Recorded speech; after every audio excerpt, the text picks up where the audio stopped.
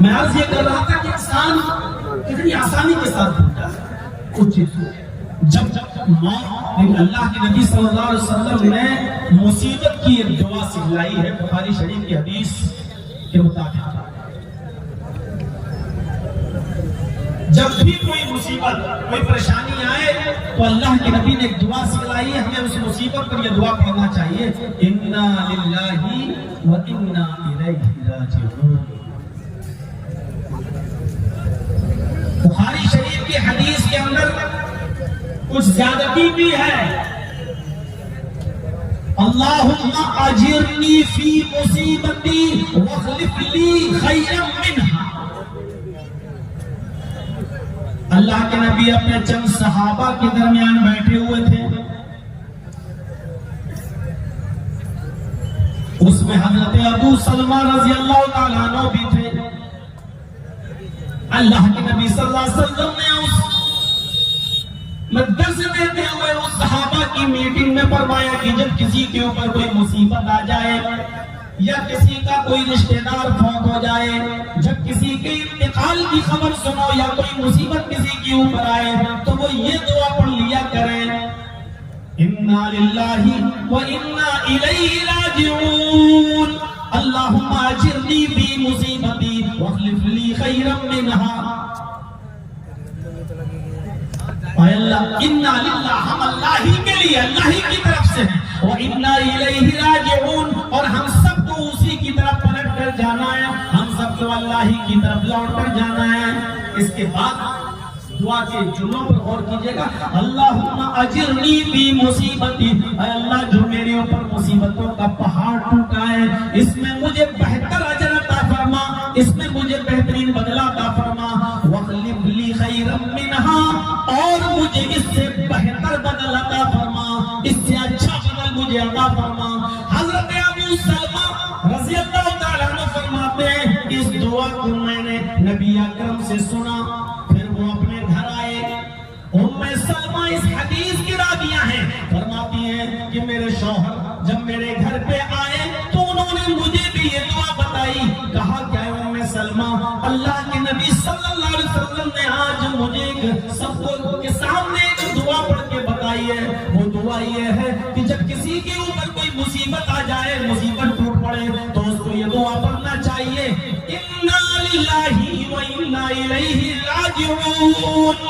اللہم اجرنی فی مصیبتی واخلف لی خیرا منہا.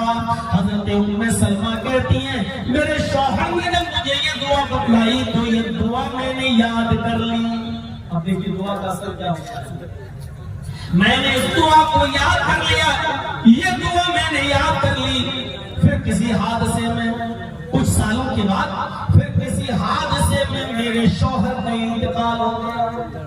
ابو سلمہ اس دنیا سے رخصت, ابو سلمہ کا انتقال ہو گیا, اور انتقال کی خبر جب ام سلمہ کو پتہ چلی, ان کے کانوں تک خبر آئی کہ آپ کے شوہر ابو سلمہ انتقال فرما گئے, تو حضرت ام سلمہ نے یہی دعا پڑھی, انا للہ و انا الیہ راجعون. اللہم اجرنی فی مصیبتی واخلف لی خیرا منہا. ام سلمہ فرماتی ہے کہ میرے شوہر کا انتقال میرے لیے پہاڑ بن کر گزرا, میں ان کی یادوں میں کھوئی ہوئی رہتی تھی, اور جب بھی مجھے ان کی یاد آتی تھی تو میں یہی دعا پڑھ لیا کرتی تھی, انا للہ و انا الیہ راجعون. اللہم اجرنی فی مصیبتی واخلف لی خیرا منہا. کبھی کبھی میں سوچتی تھی کہ کیسی دعائیں جس میں اللہ تعالیٰ اللہ کے نبی فرما رہے ہیں کہ اے اللہ مجھے اس مصیبت میں اجر عطا فرما, واخلف لی خیرا منہا, اور مجھے بہترین بدل عطا فرما, مجھے اس سے بہتر عطا فرما جو تو نے مجھ سے چھینا ہے. بیٹھا ہے تو بیٹھا شور کرے گا تو دیکھا جائے. تو ہمیں سلمہ کہتی ہے کہ مجھے عجیب لگتا تھا, یہ دعا عجیب ہے, میں یہ دعا کرتی کہ واخلف لی خیرا منہا, جو میں نے کھویا ہے اس سے بہتر کو مجھے عطا فرما. ایسا کیسے ہو سکتا ہے؟ کیا ایسا بھی ہو سکتا ہے کہ اللہ رب العالمین سے میں یہ کہوں کہ جو کھویا ہے، جو چھینا ہے تمہیں، اس سے بہتر تو مجھے دے دے. بھلا میرے شوہر ابو سلمہ سے زیادہ بہتر میرے لیے کون ہو سکتا ہے؟ کہتی ہے کہ میں سوچتی ضرور تھی لیکن یہ دعا پڑھتی رہی، اس لیے کہ یہ دعا نبی اکرم نے مجھے سکھلائی، مجھے بتلائی تھی تو میرے شوہر کو مجھے بتلائی، میں یہ دعا برابر پڑھتی رہی. جب میری عدت ختم ہو گئی، شوہر کے انتقال کے بعد وہ بیوی عدت گزارتی ہے 4 مہینہ 10 دن. جب میری عدت ختم ہو گئی، 4 مہینے 10 دن جب پورے گزر گئے، تو اس کے 1-2 دن کے بعد جناب محمد رسول اللہ صلی اللہ علیہ وسلم میرے گھر تشریف لائے. دروازے کو دستک دی. میں اس وقت ایک چمڑے کو دبا کر دے رہی تھی، میں اس وقت ایک کھال کو، ایک چمڑے کو دبا کر دے رہی تھی. میں نے دروازہ کھولا، کیا دیکھتی ہوں سامنے جناب محمد رسول اللہ صلی اللہ علیہ وسلم کھڑے ہیں. میں نے انہوں نے سلام کیا، گھر کے اندر آنے کی اجازت طلب کی. میں نے ان کے سلام کا جواب دیا اور میں نے ان کو گھر کے اندر آنے کی اجازت دی. اللہ کے نبی جب گھر میں تشریف لے آئے تو میرے پاس ایک تکیہ رکھا ہوا تھا جس پر کھجور کی چھال بھری ہوئی تھی. لیدر کا، چمڑے کا ایک تکیہ تھا جس میں کھجور کی چھال بھری ہوئی تھی. میں نے وہ تکیہ اٹھا کر اللہ کے نبی محمد رسول اللہ کو دے دیا. آپ اس تکیے پر ٹیک لگا کر بیٹھ گئے، آپ اس تکیے پر ٹیک لگا کر بیٹھ گئے. اور اس کے بعد میں محمد رسول اللہ صلی اللہ علیہ وسلم نے مجھے نکاح کا پیغام دیا. نبی اکرم صلی اللہ علیہ وسلم نے مجھے نکاح کا پیغام دیا. اے ام سلمہ، تمہارے شوہر کا انتقال ہو چکا ہے، تم اب اکیلی کیا کرو گی؟ تمہاری عدت پوری ہو چکی ہے، میں تمہارے ساتھ نکاح کرنا چاہتا ہوں. آپ نے نکاح کا پیغام دیا. حضرت ام سلمہ کا جواب سنو.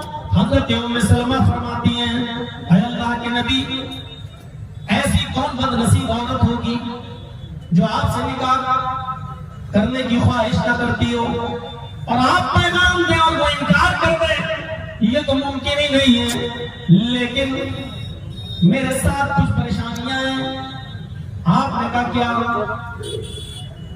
ام سلمہ کہتی ہے، پہلی دقت میرے ساتھ یہ ہے کہ میں بڑی غیرت مند عورت ہوں، میں سوتنوں کو برداشت نہیں کر سکتی ہوں.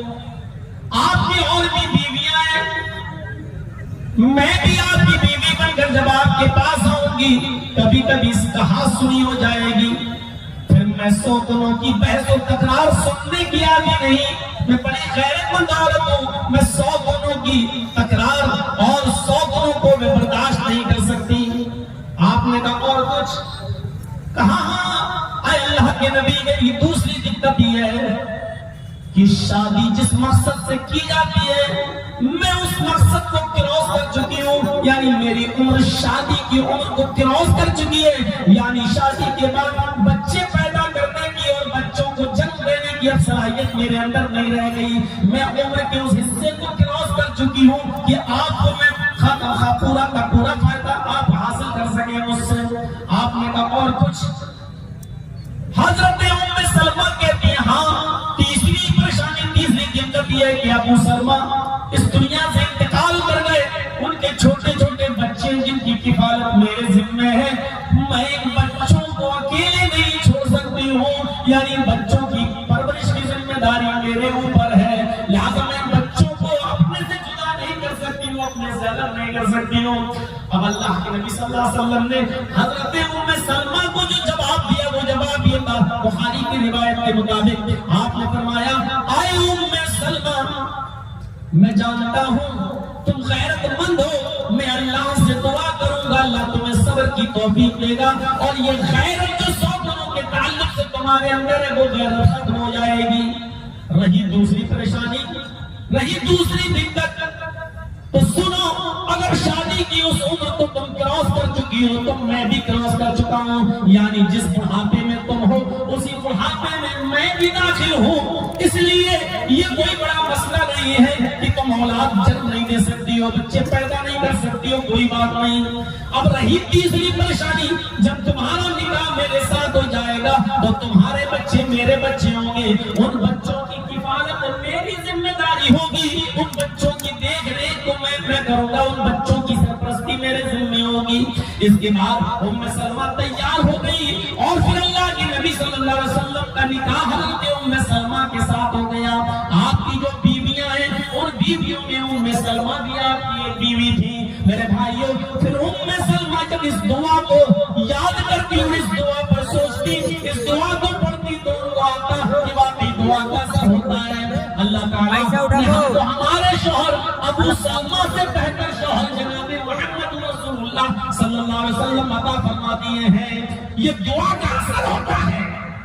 آپ کے گھر میں کوئی مصیبت آئے آپ دعا پڑھیے، انا للہ و انا الیہ راجعون، اللہم اجرنی فی مصیبتی واخلف لی خیرا منہا۔ بڑی پریشانی اور دقت تو یہ ہے کہ ہم دعا پڑھنا نہیں جانتے ہیں، بڑی دقت تو یہ ہے کہ ہم نے دعا کو محدود کر دیا ہے اور برابر مستقبل ابھی تک یہی چلے آ رہا ہے۔ فرض نماز کے بعد دعا مانگنا جائز ہے کہ ناجائز؟ فرض نماز کے بعد دعا پڑھنا چاہیے کہ نہیں پڑھنا چاہیے؟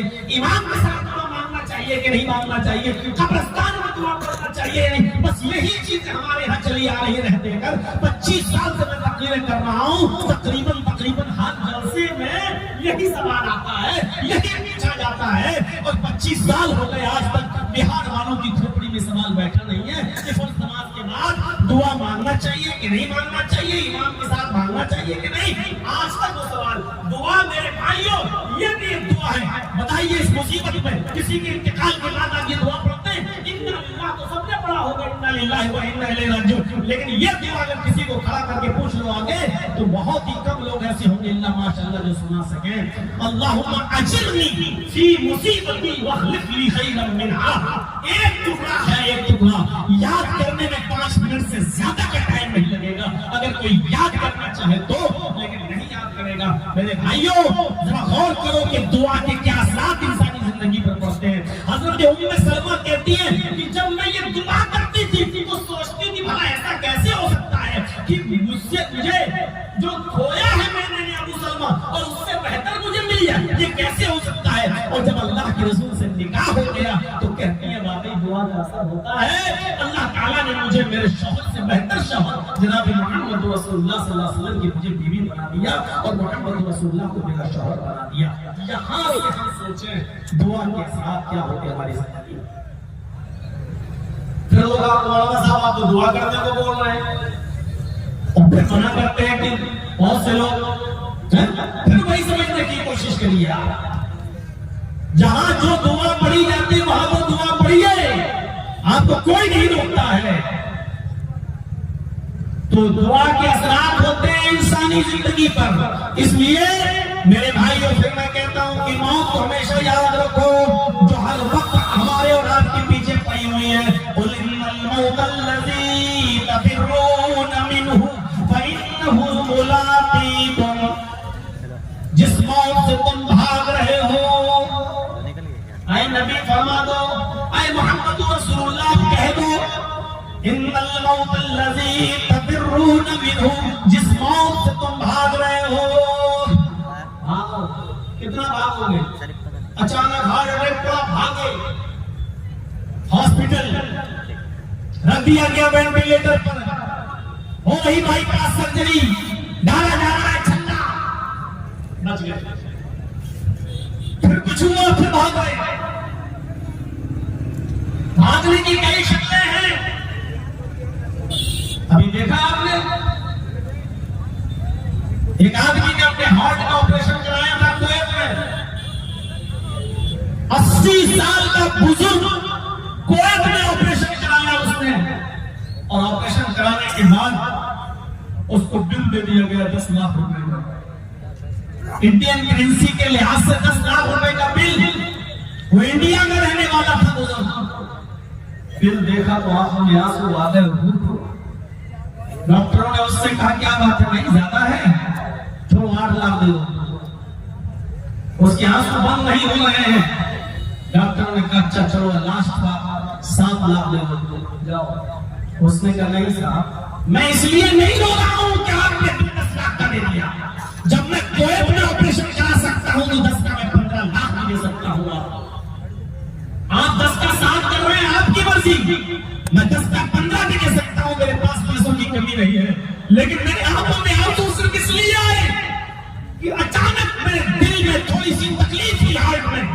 اور آپ نے آپریشن گھوشت کر دیا اور آپریشن کر کے مجھے 10 لاکھ روپے کا میرے ہاتھ میں بل کروا دیا.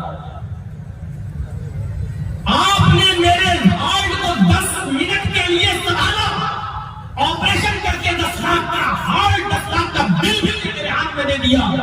میں اس رب کا کیسے شکریہ ادا کروں جو 80 سال تک میرے دل کی حفاظت کرتا رہا, میرے ہارٹ کو سنبھالے رکھا, میرے ہارٹ کی حفاظت کرتا رہا. آج تک اس نے اپنا کوئی بل مجھے نہیں دیا کہ ایک اتنا بل ہمیں دو, اتنا یہ دو, اتنا وہ دو. آج تک میرے رب نے مجھ سے بل نہیں مانگا. اور افسوس اس بات پر کہ میری پوری زندگی اسی کی نافرمانی میں گزر گئی. افسوس اس بات پر ہے کہ میری پوری زندگی اسی کی ناشکری میں گزر گئی. آج آپ نے 10 منٹ کے لیے میرا ہارٹ کا سوال دیا کہ اتنا بڑا بل آپ نے میرے ہاتھ میں نہیں دیا, اور جس نے 80 سال تک میرے ہارٹ کو سنبھالا. اور یہ مثالیں اس لیے دی جاتی ہیں تاکہ ہمارے ذہن میں گھس جائیں اور عبرت لیں. مثالوں سے بھی عبرت لی جاتی ہے. حمید الدین کا نام سنا ہوگا آپ نے, کیج اور مروان کا حکمراں گزرا ہے, 21 سال تک حکمرانی کی ہے. 21 سال تک حمید الدین نے اپنے باپ کے انتقال کے بعد حمید الدین کو حکمراں بنایا گیا. 21 سال تک حکمرانی کی ہے. جس شہر کے اندر وہ حکمرانی کیا کرتا تھا اس کے بیچوں بیچ میں اس کا ایک باغ تھا, ایک گارڈن تھا, جہاں وہ تھوڑی دیر آرام کرنے کے لیے جایا کرتا تھا. اس کی ایک لونڈی تھی خاتمہ جو اس کے لیے بستر بچھایا کرتی تھی. اس کو معلوم تھا کہ میرے مالک حمید الدین کے آنے کا وقت ہو رہا ہے. وہ بستر لگا دیا کرتی تھی اور اس باغ میں پانی مارا کرتی تھی. اس باغ کی دیکھ بھال کرتی تھی اس کی لونڈی. ایک دن اس نے بستر بچھایا اپنے مالک کا, حکمراں کا, حمید الدین کے لیے. اس نے اپنا بادشاہ کا بستر بچھایا. اس نے سوچا کہ تھوڑی دیر ذرا اس بستر پر میں بھی لیٹ کر دیکھ لوں کہ امیروں کے بستر کیسے ہوتے ہیں, بادشاہوں کا بستر کیسا ہوتا ہے. جیسے اس کی لونڈی اس بستر کے اوپر لیٹی, لیٹتے ہی اس کو نیند آ گئی. کیونکہ اتنا نرم و نازک بستر اس نے پہلی بار دیکھا تھا. جیسے وہ اس کے اوپر لیٹی کہ اس کو نیند آ گئی. اتنے میں بادشاہ اپنے گھڑ سواروں کے ساتھ حمید الدین باغ کے اندر داخل ہو گیا. اس نے اپنی لونڈی کو جیسے لیٹا ہوا دیکھا, اس نے کوڑا اٹھایا اور اتنی زور سے کوڑا اپنی لونڈی کو مارا کہ وہ تلملا گئی اور کھڑی ہو کر اپنی اوڑھنی کو سنبھالتی ہے اور سیدھے کھڑی ہو جاتی ہے. بادشاہ نے کہا گستاخ, تیری ہمت کیسے پڑی ہمارے بستر پر لیٹنے کی.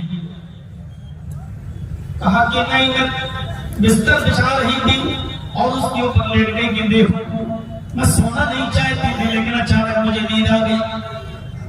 بادشاہ نے 10 کوڑے اس کو اور مارے, لیکن جب وہ کوڑا مارتا جا رہا تھا تو اس کی لونڈی کی چمڑی ابھرتی جا رہی تھی, خون زمین کے اوپر ٹپک رہا تھا. لیکن وہ لونڈی ہر کوڑے پر مسکراتی جا رہی تھی, ہر کوڑے پر ہنستی جا رہی تھی.